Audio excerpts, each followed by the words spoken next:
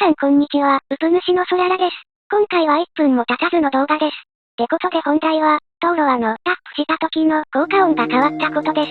早速聞いてみましょう。わかりましたか？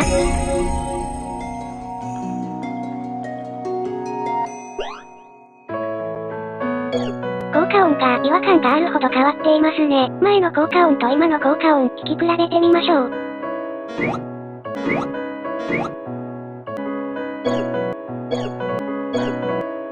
結構変わっていますね。ご視聴いただきありがとうございました。